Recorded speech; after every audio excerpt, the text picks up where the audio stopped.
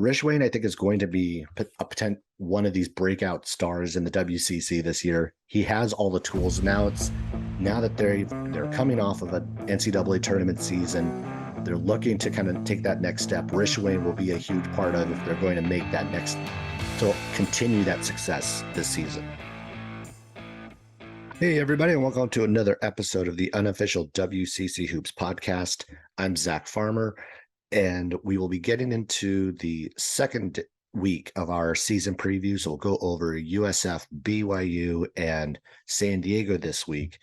But I wanted to start off with the new KenPom rankings that came out over the weekend, and because I have some thoughts about what we're seeing already. So first off, we do have Gonzaga sitting at the top at number 3, so no big surprise there. Kentucky and Texas are the two teams ahead of them at this stage, which is an interesting prediction from the computers, but Gonzaga obviously still a top 5 team. They're going to be there all season long, so that should be no surprise. The immediate surprise is the second and third WCC teams on the list. And the second is BYU at 44. And this should come as, I think, a bit of a shock, considering everything we've known about what BYU's offseason has looked like. BYU's offseason was a bit lackluster. I think most people would kind of agree to that. They lost a lot.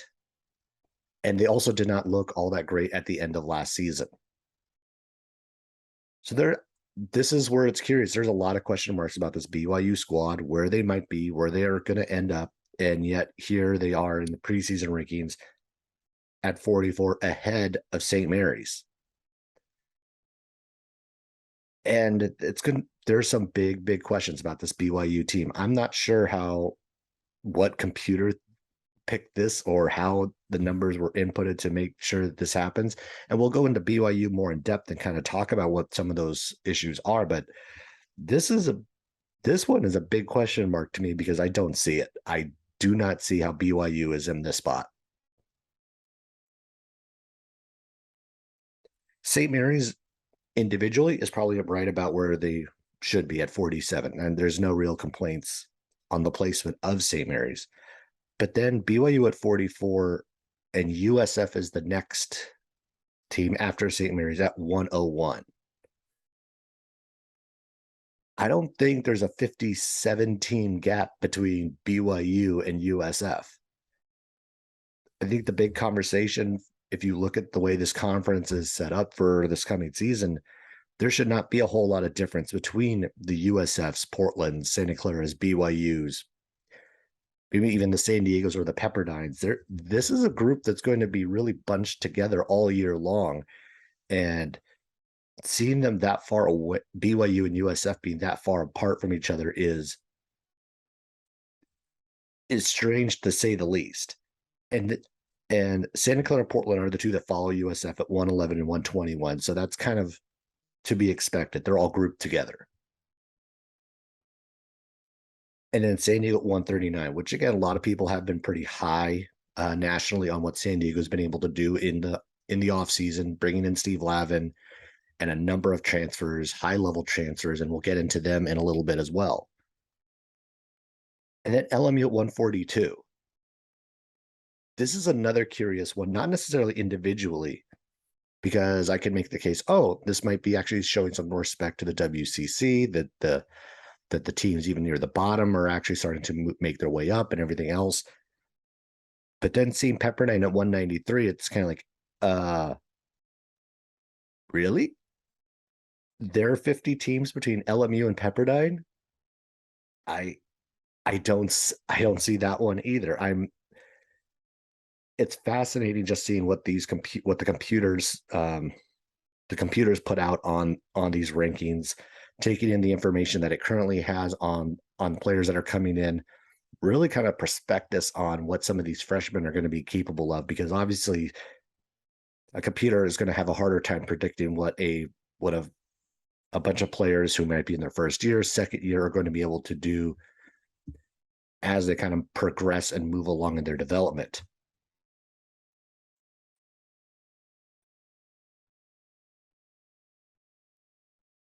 And with that, let's kind of like start to transition into the talk about BYU, because I'll say it one more time. I don't see how BYU is going to be a second place team in this conference. I don't see this team as an NCAA tournament team, but let's get into it.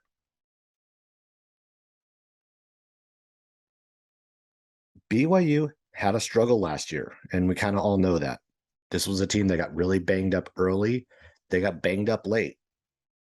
This was a team that was really heavily relied upon the offense of Alex Barcelo and Tejan Lucas. Both of them are gone. They also lost a lot on the front court. Gavin Baxter went down with an injury. Richard Harward went down with an injury. Both of them are also gone.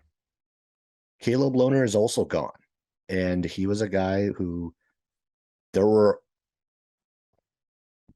many would probably say, and probably myself included, we expected to see more out of Caleb Lohner in year 2 last season, and we didn't see that progression. He has now since transferred to Baylor.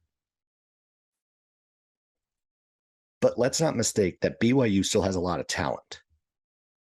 They do return Gideon George, who basically was playing out of position all of last season and really did not get into a rhythm until late. They bring back Spencer Johnson. He's going to be a great veteran presence on the perimeter for the squad.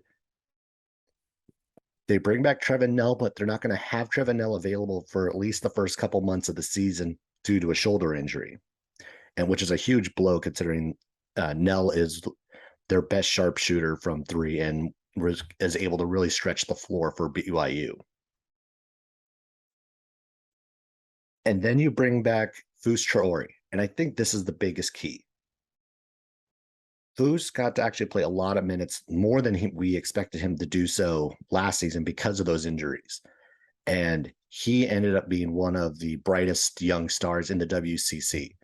We got to see him really put up great rebounding numbers and point totals all throughout the course of the latter half of the season as he got more and more comfortable playing at the college level. And I'd expect big things from him going into this season because there are very few in this conference who can match his size and physicality.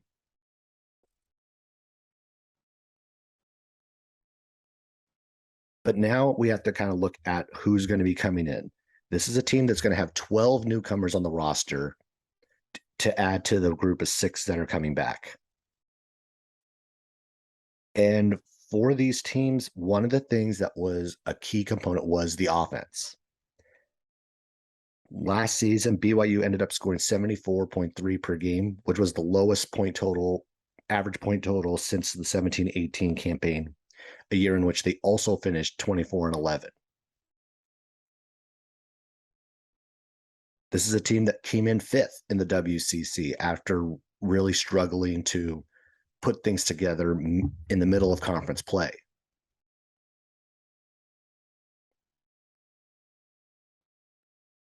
And they also lost 4 of the top 6 scorers from a year ago. Again, we talked about Barcelo, Lucas, also Caleb Lohner. So where's the offense going to come from? And first things first, we're going to start with Rudy Williams, the transfer from Coastal Carolina. He's on a lot of lists as one of the best transfers out there, and he's going to help BYU immediately on the offensive end. This is a guy who played in 33 games last season, started 26. He was averaging just short of 15 points per game. He's a 50% shooter from the field, 44% from 3, which is, again, this is very similar to what we saw from Barcelo. So we should expect to see kind of similar production on that front. The last 10 games of last season, he was averaging almost 19 and also had 20 or more points 8 different times.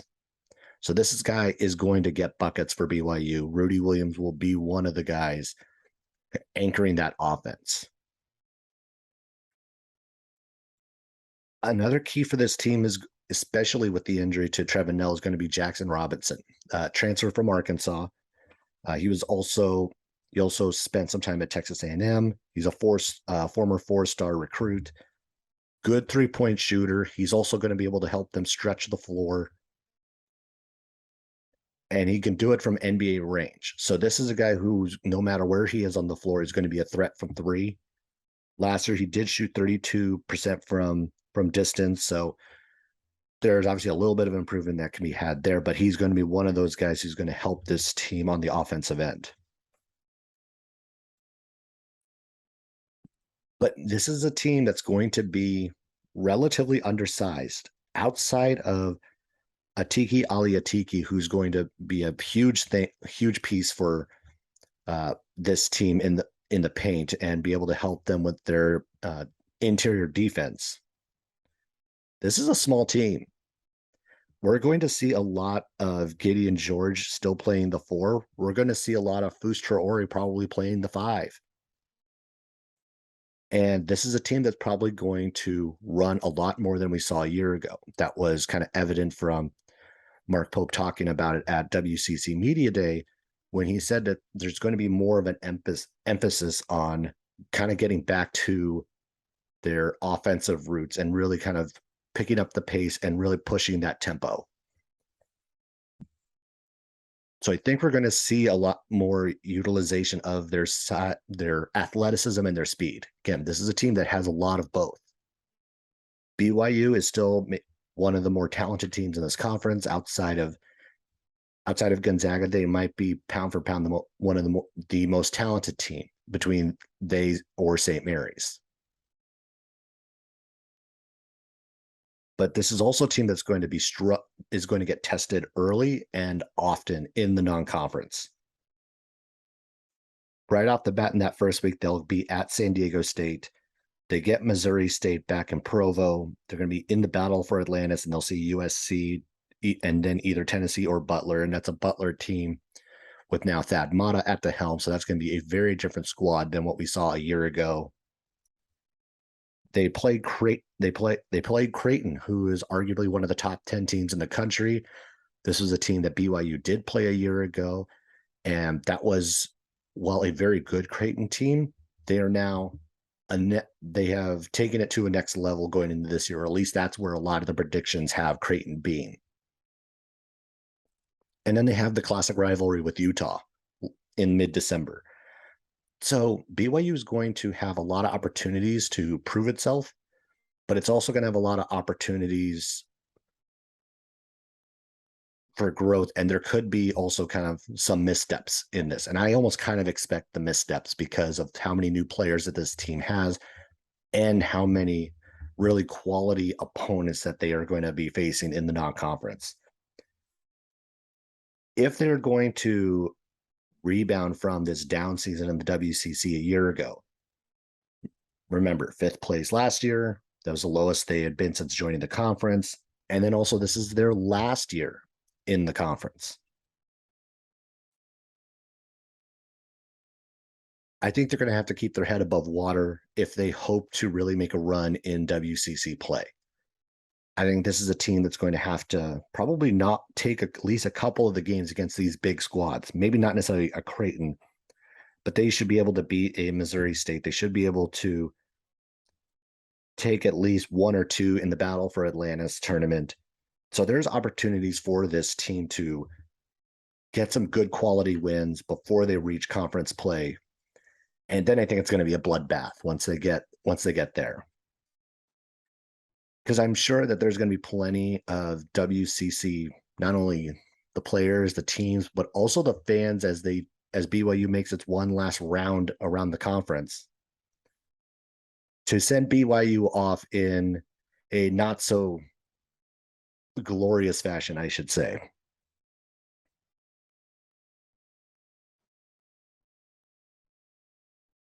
It's always an interesting scenario to see a team leave a conference, and the WCC hasn't seen anyone leave the conference in a long time.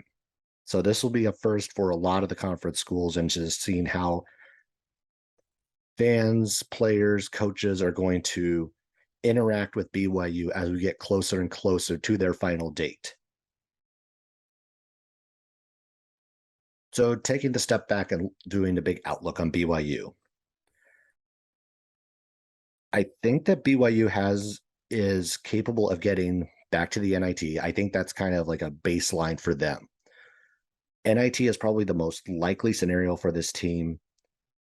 As far as conference play goes, I think there's a little bit of a range, and it's not a huge window, but there is a window. Based on what we have seen thus far, what we know is returning for the conference teams, I see BYU as maybe peaking out kind of what the coaches have predicted at third. I think that's about the ceiling for BYU this season. And as far as the cellar, I think the cellar for BYU is going to be sixth. I think that the middle part of the conference and even some of the bottom part of the conference have improved to the point where they're going to be able to compete with the BYUs on a more regular basis. And we saw it last year. A good number of them got wins. A couple of them nearly pulled out wins. They think about what LMU and Pepperdine were able to do against BYU. This is a team I think that's probably most likely to finish. My prediction, I think they're going to be fifth again.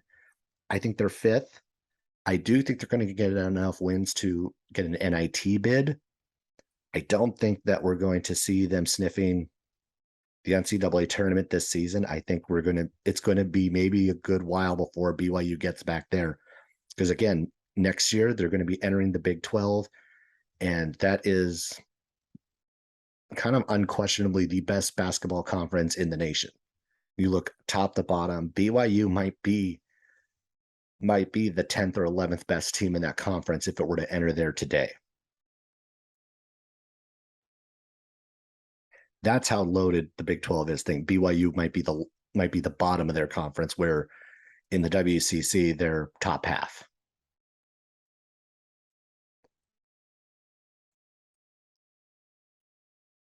So let's transition, and we're going to talk about one of the teams who did make it to the NCAA tournament a year ago, that being USF.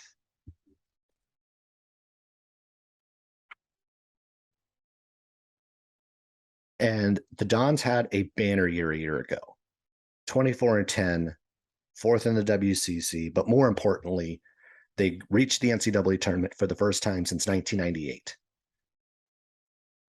And so much of that you can credit head coach Todd Golden. You can credit Jamari Bouye, Yawan Masalski, Khalil Shabazz. You can Gabe Stefanini. Like the list goes on and on. This was such a huge year for the program, and really was kind of in this culmination of what USF has kind of been building towards over, I would say, the last like 15 years, because it really has been a process for USF where they've had random NIT bids, they've gotten close, they've thought they've had the team, and they've always come up a bit short. This was the first time many people looked at them at the beginning of the year and saw this team could do it. And then they ran off and won the first, I think it was 10, 11 games before they finally picked up a loss. They looked the part early. They looked the part all season long. There was a little bit of a hiccup there in the middle of WCC play. You're going to point to the loss to Portland, but as it turned out, that was right at the same moment where Portland really started to figure it out.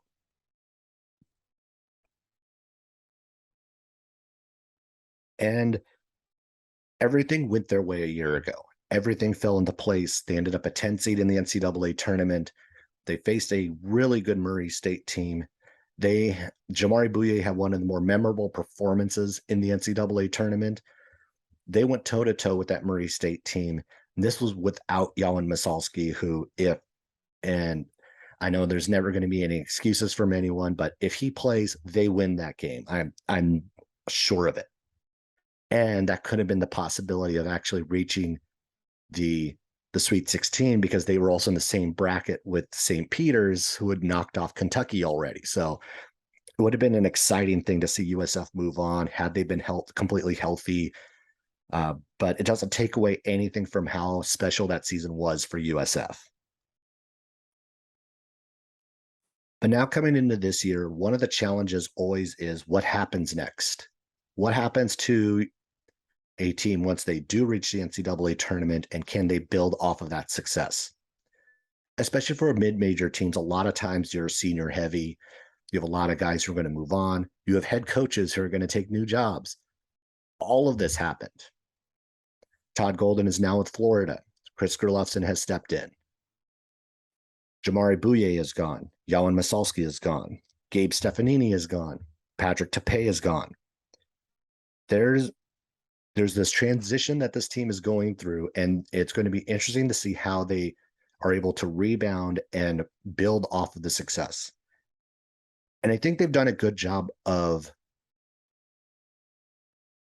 filling some of the gaps, that they are going to look different than a year ago, but they're going to be in the mix. I do expect them to take at least a little bit of a step back, but this is a team that has confidence. They've tasted the NCAA tournament now, and now there's an expectation and confidence in that locker room that they can get back, because they know what it takes to get there. They know how hard it is, what the slog is going to be like. And so you're going to look at some of the returners to really kind of carry that mantle, to carry that through the course of the season. And you start with Shabazz, who's going to be and is one of the best guards in the WCC. He's one of the more electric on both ends of the floor, one of the better defenders, one of the better offensive players. He's going to be the real anchor to this team on a leadership front, offensively, and all of that. And then you also bring back really key role players like Josh Coonan. You bring back Zane Meeks, who both played some really critical minutes a year ago, and they were able to step in from time to time to fill in when they had guys were banged up or whatnot, and are going to be a continued part of what they do if they're going to be successful. One of the guys I think is going to have a breakout year, I think maybe the breakout year, and this is someone everyone in the WC is already familiar with, and that's Julian Rishwain. Rishwain is coming back, and he's been in the starting lineup throughout the course of his years at USF. And last year he took a little bit more of a back seat, but even though he took that back seat, this is a guy who was one of their better offensive players all season long. He shot 43% from three a year ago. He had 11 double-digit point games coming off the bench, including a 20-point performance against Gonzaga in Vegas. Rishwain, I think, is going to be one of these breakout stars in the WCC this year. He has all the tools. Now that they're coming off of an NCAA tournament season, they're looking to kind of take that next step. Rishwain will be a huge part of if they're going to make that to continue that success this season. And then we've got a number of transfers coming in that should be able to help this team right away. And we'll start with the two guards, Ty Roberts, the transfer from Washington State, and then Marcus Williams, the transfer for Texas A&M. Both of these guys are going to be able to bring something a little different. Each of them will bring something a little different. Ty Roberts is going to be able to kind of bring a little bit more on the offensive end, kind of attack the basket. This is a guy who averaged 11 points per game last year at Washington State, shot 34% from three, and he's very familiar with the system. This is someone who, again, at Washington State was under Kyle Smith, who was the head guy at USF before Todd Golden and with Chris Gerlofson. So there's continuity here at USF, and then Roberts kind of adds to that continuity. This is someone who's familiar with the system, will be able to fit right in pretty easily and just be able to kind of hit the ground running. This was also a guy at UC San Diego. He was there at their last season of being a D2 team before they jumped up to D1, and he was averaging 19 a game for them at 48%. And then Marcus Williams. Marcus Williams might be one of the more exciting guys coming in. At Texas A&M last year, he was averaging 7.9 points, 3.4 assists. This is in 24 minutes on average. But the year before, he was actually at Wyoming, where he was the Mountain West Freshman of the Year, averaging 14.8 points and then 4.3 assists. That is, as we all know, that is a rough and rugged Mountain West conference, and points come at a premium in that league. Points do not come easily. So seeing a guy who could go in there on a good Wyoming team and really put up those numbers, that's saying something about the potential and what we could see from Marcus Williams this season. But one of the challenges that USF faced last year, and really was one of the issues for the last few years, not issues, but like was the glaring, it was the missing piece, was their front court. For a number of years, we saw Bouye and Shabazz be this incredible backcourt together, one of the best in the conference, if not the best in the conference, as they were together. But they didn't have the front court to help them. They didn't have the front court to defend the paint, to clear the rebounds, to limit possessions for other teams. And last year they had it. Tepe and Masalski were just what they were missing. They were perfect fits for USF and helped that team, again, reach new heights that this program has not seen in almost 25 years. So what do you do to replace that? Now, they did not go out and find a Yawan Masalski pound for pound. What they did do is they went out and found transfer from Georgia Tech, Saba Jijabaria, who is 7'1" center. He's going to come in. He didn't get a whole lot of minutes playing at Georgia Tech a year ago, but in those 7.9 minutes, he was averaging 2.5 points, 2.3 rebounds.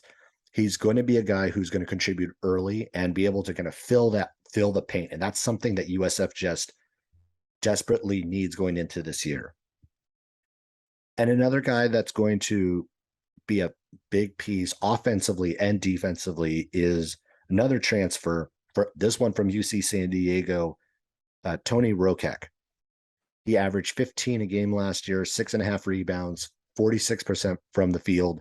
This is a guy who's going to be able to provide a different look for USF offensively, and then also be able to kind of get in there and bang and get the boards that they need. This is a team that has weapons everywhere offensively.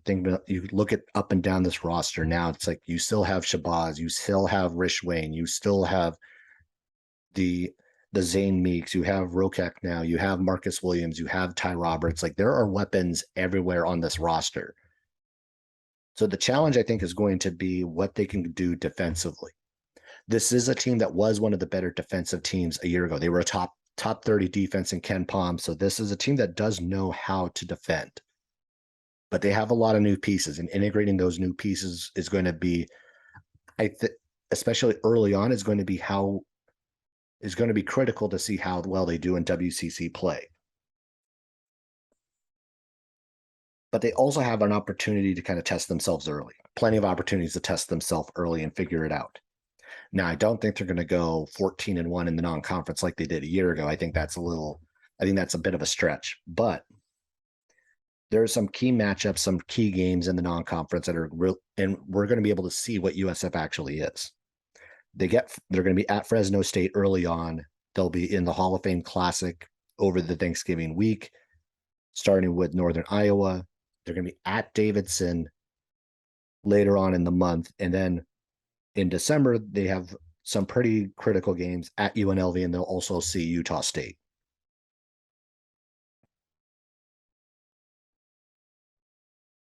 Looking at what this team is, looking at what this team is capable of, looking at a new head coach in Chris Gerlufsen, I think that there's something to be said about continuity. Yes, new head coach. Yes, a lot of new players. But the culture is largely going to be the same. That's why they didn't lose any momentum moving from Kyle Smith to Todd Golden. It was continuity. That's why I don't think there's going to be a whole lot of difference between Todd Golden and Chris Krylufsen. Continuity. And that's big in college basketball, where you can say like the philosophy is largely the same. The culture is largely the same. So where do I think USF's going to end up? I think USF has a shot. As confident as they are to get back to the NCAA tournament, I don't see that. What I do see is that USF can get back to an NIT. I think they could end up hosting a couple of games for the NIT. And in conference, again, when I talk about these ranges, I think here's the range for USF. I think they could peak at third, which would be their highest finish, I believe, since the 2014-15 season. Or they could finish as low as fifth. I can't see them being in the bottom half of the league this season. I think that some of the other teams still have more question marks than USF does. Not to say that USF does not have its question marks. It absolutely does. The front court is going to be the biggest component, and then that defense. So where do I think their range is third to fifth in the conference. Where do I think they're going to finally end up? I think this is the third best team in the conference. I think that they, unlike last year where I thought they were the third best team in the conference, yet finished fourth, this year they actually will finish third, just behind Gonzaga and St. Mary's.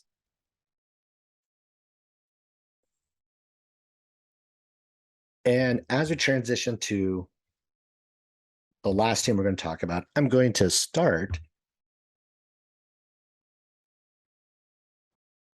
by really talking about something that warms my heart whenever I see it, especially when my Giants have been eliminated, is seeing the Dodgers go down. So I would like to go ahead and thank the San Diego Padres for making my weekend very enjoyable, seeing the 111 win Dodgers lose. And also congratulations to the Padres and every Padres fan I know. First NLCS since 98. I remember that Padre team. I remember the Tourney Gwynn team. It was, as much as I didn't like some of the guys on that team, that was an incredible run for the Padres. They just happened to go up against maybe arguably one of the best teams ever in that 98 Yankee team. And that'll transition, as we're talking about, into San Diego, who maybe have one of the more interesting outlooks, one of the more interesting off seasons of any team in a while. They definitely made the biggest splash in the off season. So before we go into that, let's kind of wind it back a bit. This was a team that finished 15-16 a year ago. They were 7th in WCC. At one point, they were 6-3 in conference before everything came unraveled. That was largely because they were able to kind of take care of business against the bottom tier of the conference, which is what you need to do. But they desperately struggle against the top half. And so that's kind of what you have to look at, where they're going, how they are going to take their next step. Can they take care of the top half of the league? Well, it's going to be interesting seeing as how that this is going to be almost a brand new roster, top to bottom. Shortly after the end of the season, San Diego relieved Sam Scholl of his duties as head coach, and they brought in Steve Lavin. Again, this was the biggest splash that any WCC team made all off season. The former UCLA and St. John's head coach has coached 12 seasons. He's made it to 8 NCAA tournaments, 2 NITs. However, he hasn't been in the college ranks for the last 7 years. while he's been around the game, like he's been on broadcasting teams, he's still active in the basketball world. So he's not completely disconnected, but he has not been on the bench of a college team since 2015. And that brings a lot of questions. Can he still coach at this level and be successful? Can he continue to relate to players? Can he still recruit? Well, the recruit part, I don't think was much of an issue because very quickly, Steve Lavin started filling this roster with a lot of high level talent. And that starts with Jaden Dallaire and Eric Williams Jr. Jaden Dallaire, coming in from Stanford, grad transfer, 10 points a game last year. This is a guy who was at one point the Pac-12's most improved player.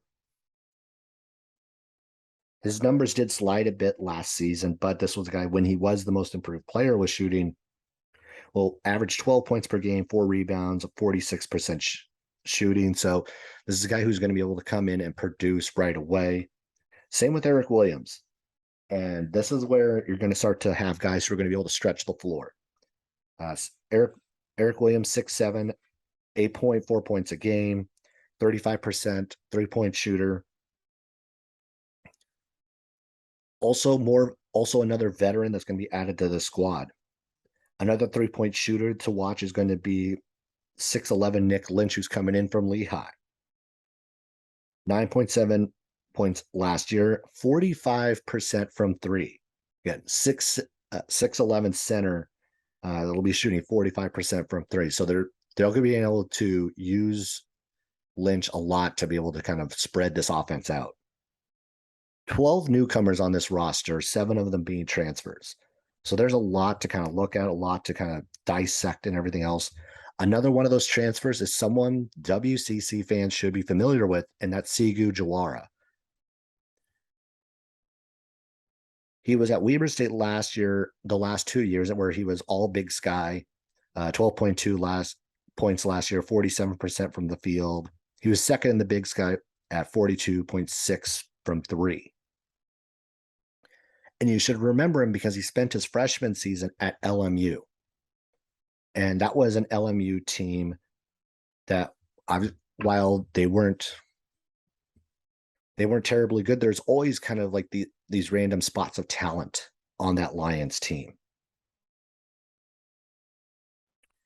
And then there's also some key returners. Now, right after Sam Scholl was let go, as expected, you kind of started to see the exodus to the transfer portal.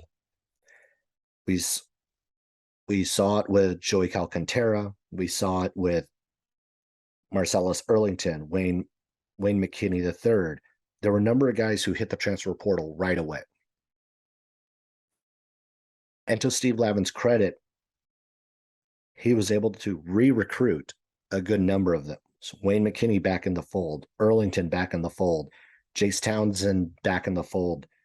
There were a lot of guys who came back because Steve Lavin adds a level of excitement to this squad that really hasn't had this level of intrigue and energy around it in, I would say, quite a while. And this is where we start to run into the question marks because the players that were here, the returning players, this was a team that knew the squad as a much better defensive team. They were anchored down low by not only Earlington, but really like who clogged up the paint was Terrell Brown Swords. One of the better shot blockers in the conference last year. He is no longer on the squad. Josh Parrish was another guy who really was able to help this team down low. And this was, again, one of the better defensive teams. They allowed the third fewest points per game. But they also were they were the worst offensive team in the conference a year ago. And that's why you see some of the additions that San Diego has made. And this should lead to the fact that San Diego will be a much better offensive team. And I'm much less concerned about the offense with the weapons that they've brought in as I'm more interested about the defense. because you have a lot of guys who are going to be able to play multiple positions, a lot of guys who are going to be kind of mixing and matching. And that's, I think, what we're going to see a lot of early on from San Diego. Mixing and matching, seeing what works. Because this is a group that hasn't been together for all that long. They're not a group that knows the coach all that well. This isn't a coaching staff that knows the players all too well yet. There's a lot of ifs, a lot of mystery about what this team could be. There are a number of people who are high on San Diego and think San Diego might be in the mix at like that 4 or 5 spot. But the WCC coaches did not agree. They picked the San Diego team 8th. And I don't know if that's a question about the players, question about the coach. Is that more respect for everyone who has been growing their team in the league already? I'm not entirely sure how that's fitting in, or where this is kind of what the reasoning behind that eighth place slot was, but that's where the coaches have them. And as we talked about with USF continuity, this is where we have none for San Diego. And that the struggles on the continuity front, I think, are going to rear its head at least early on in the non-conference. They do have some good game. They'll have some good matchups. They have Utah State. They have New Mexico State, UNLV, and Arizona State before they get to conference play. It's going to be a big test for this squad to kind of see what they're able to do early on and get some confidence. If they can get some confidence and get rolling before they get to WCC play, this is a team that maybe could do some damage when we enter conference in the new year.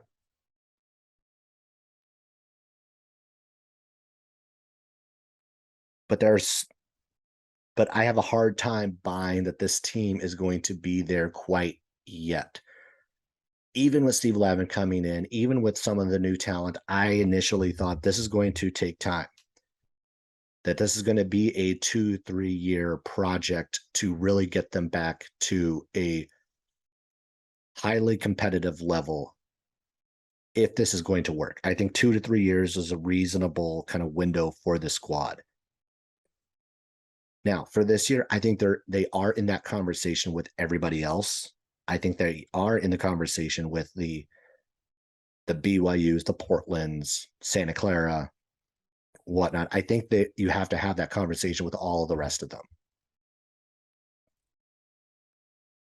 So where do I think that the ceiling and the floor are?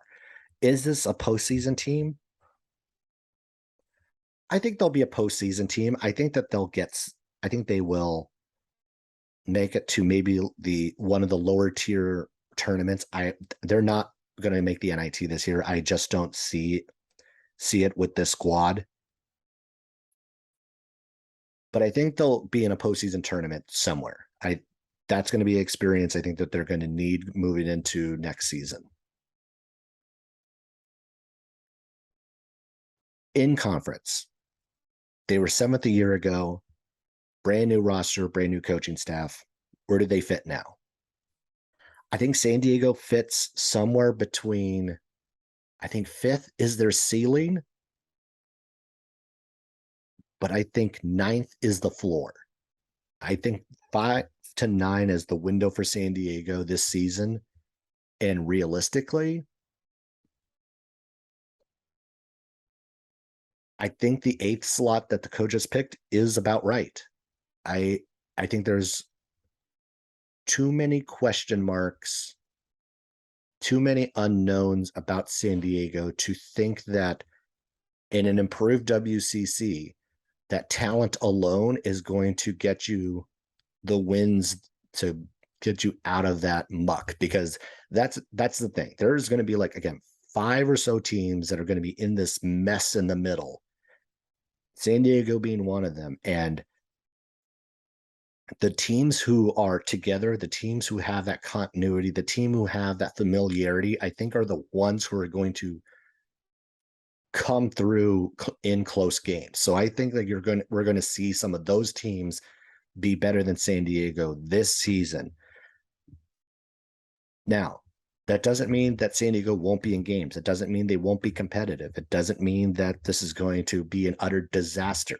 That's not what I'm saying at all. Like, they could end up in 8th, and you can still look at them and say they're getting better. I think both things can be true.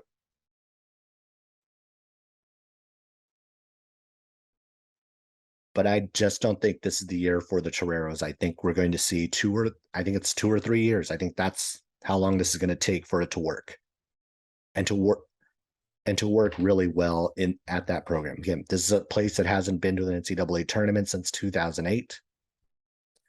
It was in 2019 when they last were in the NIT. I think it's going to be at least another year or two before they see another big time postseason tournament.